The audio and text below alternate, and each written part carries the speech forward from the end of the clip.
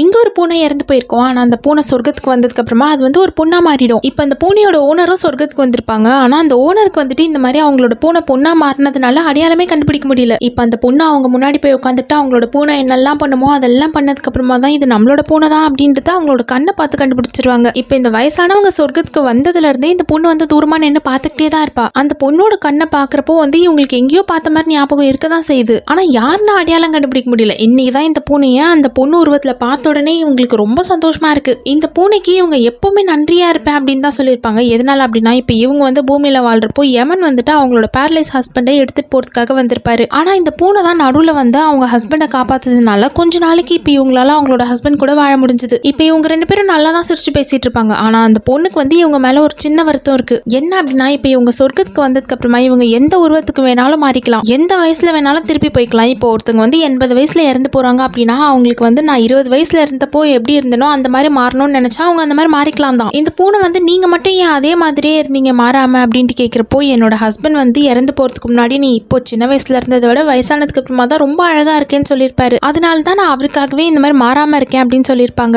இப்போ ரொம்ப ஆசாசியா அவங்களோட வயசான தோற்றத்தோட அவங்களோட ஹஸ்பண்டை பார்க்கலாம் அப்படின்ட்டு போனா இப்போ அவங்களோட ஹஸ்பண்ட் வந்து சின்ன வயசுல எப்படி இருந்தாரோ அந்த மாதிரி மாறிட்டு இருப்பாரு. ஹஸ்பண்ட் சின்ன வயசுல இருக்க மாதிரி மாறிட்டாரு. ஆனா நம்ம மட்டும் வயசானவங்க மாதிரி இருக்குமே அப்படின்ட்டு அவங்களுக்கு ரொம்ப கஷ்டமா இருக்கு. இப்ப சொர்க்கத்துக்கு வந்ததுனால அவங்கள வெல்கம் பண்றதுக்காக ஒரு பார்ட்டி வச்சிருப்பாங்க. பார்ட்டியில இருக்கிற எல்லாருமே வந்து சின்ன பசங்க மாதிரி தான் இருக்காங்க. ஏன்னா எல்லாருமே வந்து யாரும் வயசான தோற்றத்தை எடுத்துக்கல. நாங்க முன்னாடி எப்படி இருந்தோமோ அதே மாதிரியே மாறிடுறோம் அப்படின்னு சொல்லி தான் முக்காவாசி பேர் மாறிட்டு இருப்பாங்க. இப்ப அந்த கூட்டத்துக்கு நடுவில் இவங்க மட்டும்தான் வயசானவங்களா இருப்பாங்க. அதுவே வந்து இவங்களுக்கு ஒரு மாதிரி கொஞ்சம் கஷ்டமா தான் இருக்கு.